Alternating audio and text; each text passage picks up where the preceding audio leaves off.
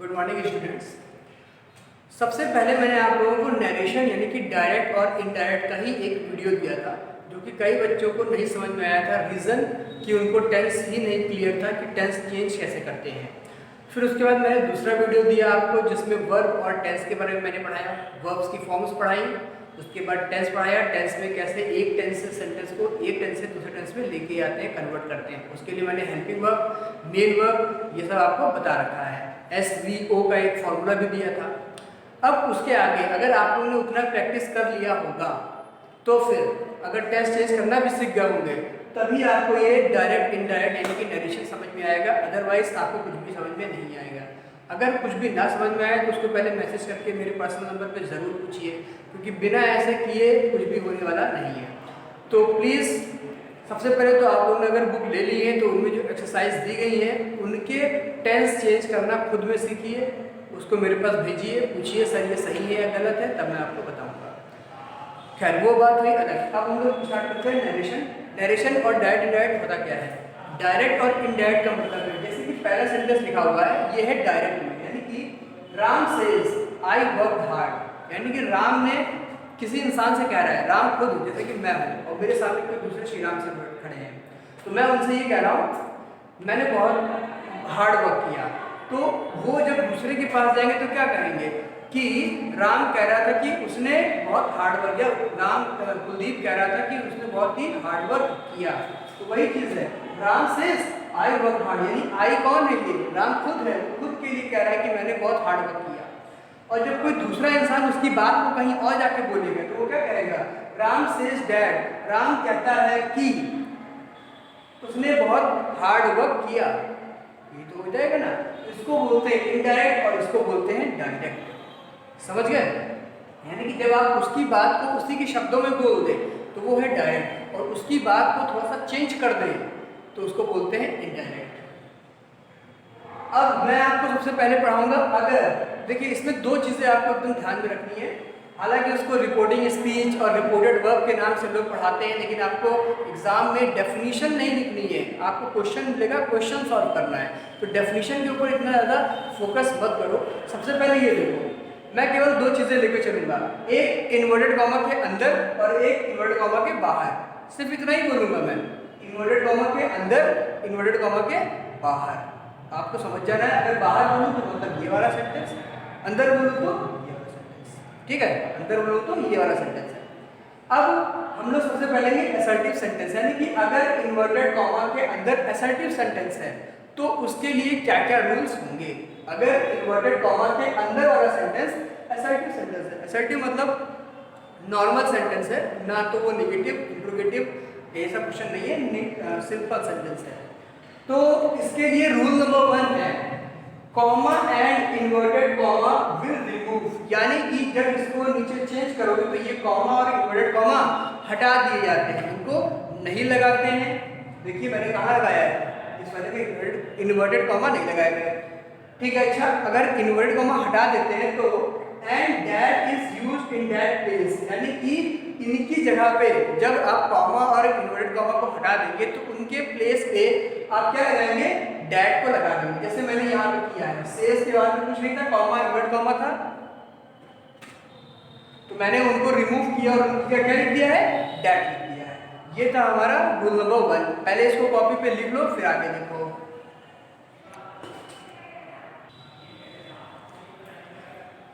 अब बच्चों rule number 2 देखो और कॉपी पे लिखते जाओ, क्योंकि लिखोगे नहीं तो समझ में नहीं आएगा कि कहाँ पे क्या किया था। फिर कहोगे कि मैंने पूरी वीडियो 4-4 बार देख ली और मुझे समझ में नहीं आया। तो यहाँ पे लिखा हुआ है रूल नंबर 2। तो रूल नंबर 2 ये कहता है कि अगर कोई कहीं पर भी बाहर साइड में इन्वर्टेड कॉमा के बाहर, फिर से याद रखो इन्वर्टेड कॉमा के बाहर अगर से लिखा है, सेज लिखा है या सेड लिखा है तो उसको चेंज नहीं करेंगे। से, सेज और सेड, इन 3 वर्ड्स को चेंज नहीं करेंगे।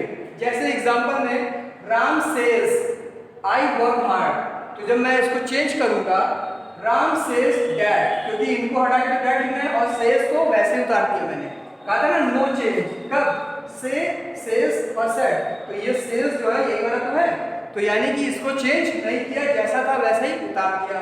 ठीक है, बाकी डैट कॉमा और इन्वर्टेड कॉमा को हटा के मैंने डैट लगा दिया। दूसरा एग्जांपल देखो, दे से वी आर विनर, तो देखो से वर्ड इसमें आ रहा है ना, ये देखो है से, तो से का हमने से लिख दिया।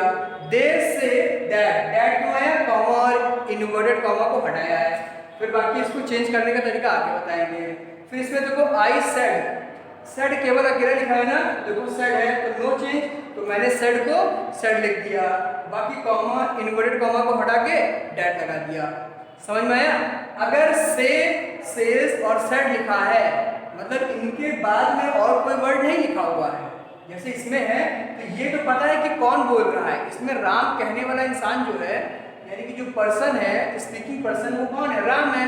लेकिन राम किससे कह रहा है अपनी बात को ये नहीं पता, तो फिर आप उस वर्ड को वैसे ही लिख देते हैं।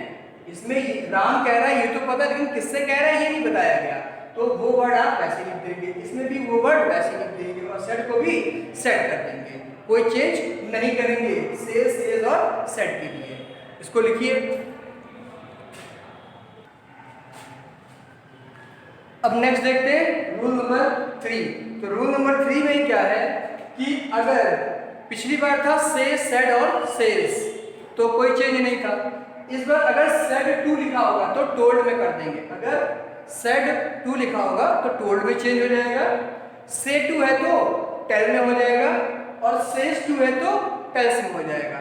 मतलब पास्ट टेंस है तो पास्ट टेंस यानी कि सेकंड फॉर्म में टोल्ड में कर देंगे, अगर केवल से है तो केवल टेल रहेगा, और सेज हो गए तो टेल्स में हो जाएगा।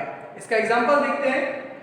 राम सेड टू मी, तो देखो यहाँ पे क्या आया है, सेड टू आया ना, तो सेड टू को किस में चेंज करना है, टोल्ड में। तो मैंने राम टोल्ड कर दिया, इसकी जगह क्या लिखा, टोल्ड लिख दिया, और मी का मी लिख देंगे। फिर कॉमा इन्वर्टेड कॉमा को हटा के वहां पे डैट लगा दिया, और बाकी का क्वेश्चन आगे बताऊंगा कैसे चेंज करना है।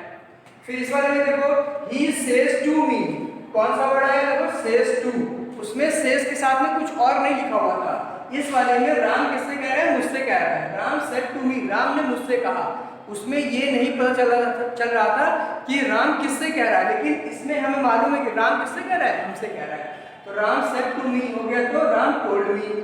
इसमें ही सेज टू मी, तो सेज टू आया, तो सेज टू टेल्स में, तो he tells me, comma inverted comma हटा के डैट लगा देंगे, और फिर आगे वाला पार्ट अभी आगे के रूल्स में बताऊंगा। इसी तरह से अगर तीसरा देखो, अगर इसको हम कर दें दे, तो यहां हो जाएगा से,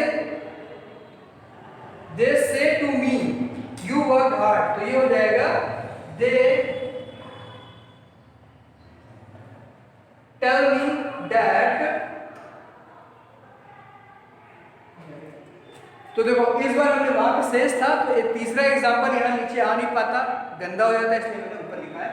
आप वीडियो पॉज करके एग्जांपल नंबर 2 लिख लीजिएगा, उसके बाद एग्जांपल नंबर 3 मैंने चेंज किया है, तब 3 लिखना, ठीक है। ऐसे रूल नंबर 3, एग्जांपल नंबर 3 अब लिखना। तो दे से टू, देखो से टू आया ना, तो से टू को किसमें करना था, टेल में, तो मैंने क्या कर दिया, टेल कर दिया। मी का मी लिख दिया, कॉमा इन्वर्टेड कॉमा को हटा के डैट लगा दिया, बाकी आगे का फिर बताता हूं मैं। तो रूल नंबर 3 भी लिख लो कॉपी में जल्दी से, फिर आगे चलते हैं।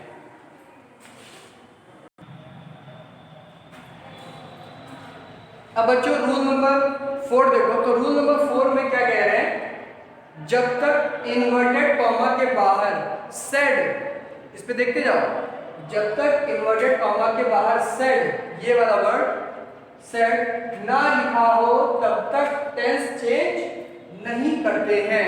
यानी कि रूल नंबर 4 जो है वो टेंस चेंजिंग का है। तो टेंस चेंजिंग कई तरीकों से की जाती है, वो डिपेंड करता है कि इन्वर्टेड कॉमा के बाहर, इन्वर्टेड कॉमा के बाहर यहाँ पे क्या लिखा हुआ है, इसके ऊपर पूरा डिपेंड करता है। अगर यहाँ पे जब तक कि सेड ना लिखा हो, जब तक यहाँ पे सेड ना लिखा हो, अंदर का टेंस चेंज बिल्कुल भी नहीं करेंगे। जब यहाँ पे सेड लिखा होगा तभी हमको टेंस चेंज करना है, वरना टेंस में कोई भी चेंजेस नहीं करने, अंदर वाले सेंटेंस में टेंस चेंज नहीं करेंगे। जैसे कि ये वाला एग्जांपल देखो, इसमें लिखा है ही सेज टू मी, क्या यहाँ पे सेड लिखा है, सेड नहीं लिखा है, इसलिए अंदर का टेंस चेंज नहीं करना है। तो देखो यहाँ पे हम लोग, अच्छा दूसरी चीज देखो, यहाँ पे क्या लिखा हुआ है, सेज टू लिखा है, तो ये किसमें चेंज हो जाएगा, तो सेज है ना, तो टेल्स में हो जाएगा, ये हो जाएगा ही टेल्स मी, कॉमा और इन्वर्ट कॉमा को हटा के लगाते हैं दैट, और फिर आगे का तो मैं बताऊंगा। वैसे ये फर्स्ट पर्सन है, यहाँ पे आएगा तो ये हो जाएगा ही वर्कड हार्ड। ठीक है, तो ही कहीं लिखे, यहाँ पे सेड नहीं लिखा था, इसलिए हम लोग को टेंस में चेंज नहीं किया। पास्ट टेंस पहले भी था, पास्ट टेंस अभी भी है, पास्ट इंडेफिनिट का है, ये भी क्या है, पास्ट इंडेफिनिट का है। कैसे पहचाना कि ये पास्ट इंडेफिनिट का है? क्योंकि यहाँ पे कोई भी हेल्पिंग वर्ब नहीं है, वर्ब की सेकंड फॉर्म है, तो ये पास्ट इंडेफिनिट का हुआ। यहाँ पे भी देखो वर्ब की कोई हेल्पिंग वर्ब नहीं है और वर्ब की ये सेकंड फॉर्म है, तो ये भी कौन सा टेंस हो गया, पास्ट इंडेफिनिट का हो गया। तो सेज टू लिखा था तो उसको हमने टेंस में कर दिया, कॉमा इन्वर्ट कॉमा को हटा के हमने डेट लगा दिया, बाकी पूरा सेंटेंस ऐसे ही करना है। और आगे एग्जांपल बताता हूं। अब हम लोग देखते हैं इसका दूसरा एग्जांपल टेंस चेंजिंग में। तो मैंने एग्जांपल अब चेंज किया है, Ram will say to me, comma invert comma, he is working hard. अब इस वाले सेंटेंस में देखो, राम का राम लिख लेंगे, यहाँ पे लिखा है विल, तो विल को भी विल लिखेंगे। अब देखो लिखा हुआ है से टू, और अभी मैंने बताया था कि से टू को किस में चेंज करना होता है, टेल में, तो ये हो जाएगा टेल और मी का मी लगा देंगे। अगर यहाँ एस लगा हो तो ही यहाँ पे एस लगाना, वरना नहीं। अगर सेज होता तो टेल्स हो जाता, से लिखा है तो केवल टेल रहेगा। तो Ram will say to me, तो Ram will tell me, comma invert comma को हटाएंगे तो क्या लगाएंगे, डैड। अब मुझे आप लोग एक बात बताइए, अंदर कौन सा टेंस है, मैं बताता हूं। इसमें लिखा हुआ है इज और आईएनजी। सबसे पहले तो आईएनजी लिखा है, मतलब ये हो गया कॉन्टिन्यूअस का, और यहाँ पे लिखा हुआ इज, और इज एमआर किस में आता है, प्रेजेंट कॉन्टिन्यूअस में, तो ये प्रेजेंट कॉन्टिन्यूअस का टेंस हो गया। इसका टेंस कौन सा है, प्रेजेंट कॉन्टिन्यूअस का। अब ये बताओ कि अंदर वाला जो सेंटेंस है, क्या इसका टेंस चेंज किया जाएगा या नहीं किया जाएगा? तो देखो मैंने ऊपर क्या लिखा है कि जब तक कि बाहर सेड ना लिखा हो, तो यहाँ पे कहीं भी तुमको सेड लिखा हुआ दिख रहा है, नहीं लिखा हुआ है। जब तक यहाँ सेड नहीं लिखा हुआ तब तक कि अंदर टेंस चेंज नहीं करना है, तो इसको ऐसे लिख देंगे that he is working hard. ठीक है, इसमें हमने कोई भी चेंज नहीं किया। तो हम लोग टेंस का चेंज तभी करते हैं जब बाहर क्या लिखा हो, सेड लिखा हो। जब तक कि यहाँ सेड नहीं लिखा होगा अंदर का टेंस चेंज नहीं करेंगे। देखो इज का इज है और वर्किंग का वर्किंग है, मतलब टेंस में कोई भी चेंज नहीं हुआ। पिछले वीडियो में मैंने क्या कहा था, जब भी टेंस चेंज करना होता है तो हेल्पिंग वर्ब और मेन वर्ब में चेंज करते हैं। मैंने हेल्पिंग वर्ब भी वही रखी है और मेन वर्ब भी वही रखी है, मतलब टेंस चेंज नहीं किया है। चेंज कब करेंगे, जब यहाँ पे सेड लिखा होगा, सेड होगा तभी वहां पे टेंस चेंज किया जाता है।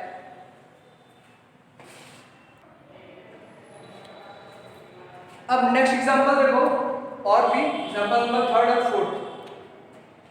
Ram said he is eating food.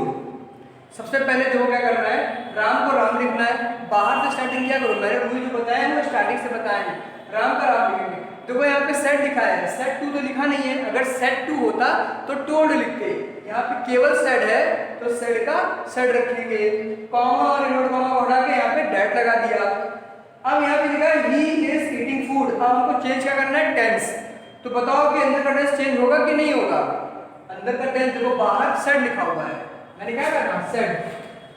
जब तक इन्वर्टेड कॉमा के बाहर सेड ना लिखा हो तब तक टेंस चेंज नहीं करते हैं। इस बार तो सेड लिखा हुआ है तो इस बार टेंस को चेंज करेंगे, इस बार सेड लिखा है तो टेंस भी चेंज हो जाएगा। तो टेंस को देखो, पहले अंदर टेंस है कौन सा, इज और आईएनजी, वही आ जाओ, प्रेजेंट कंटीन्यूअस का सेंटेंस है।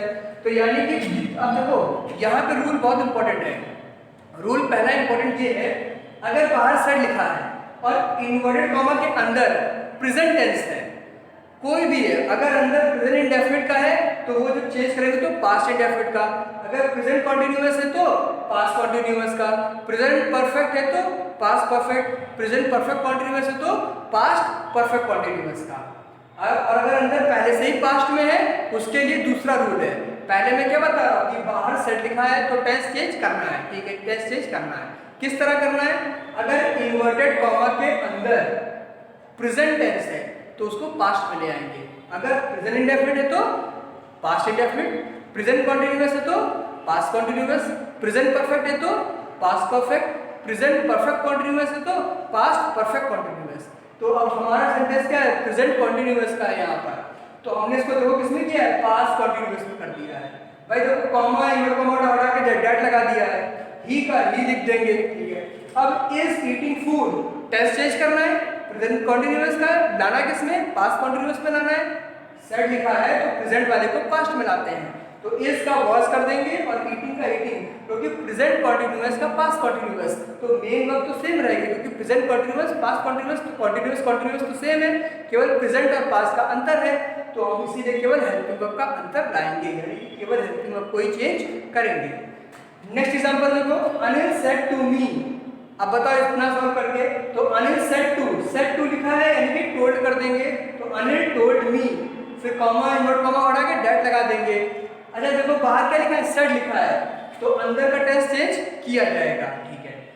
अंदर देखो कौन सा टेंस है, हैज प्लेड लिखा है, हैज होता है प्रेजेंट परफेक्ट में, हैज होता है प्रेजेंट परफेक्ट में, तो जब ये प्रेजेंट परफेक्ट का है और लाइन इसमें पास्ट परफेक्ट में, तो हैज का हैड कर देंगे। भाई कॉमा और कॉमा ऐड है, देखो अनिल सेड टू को टोल्ड में कर दिया, मी का मी लिख दिया, कॉमा और इन्वर्टेड कॉमा हटा के हमने डेट लगा दिया, फिर ही हैज लिखा तो ही हैड कर दिया, क्योंकि प्रेजेंट परफेक्ट वाले पास्ट परफेक्ट में, मतलब इन्वर्टेड कॉमा के अंदर प्रेजेंट का है तो वो पास्ट में हो जाता है, प्रेजेंट कॉन्टिन्यूअस था तो पास्ट कॉन्टिन्यूअस, प्रेजेंट परफेक्ट है तो पास्ट परफेक्ट में जाएगा, ठीक है। बाकी पूरा सेंटेंस देखो हमारा वैसा ही है, ठीक है।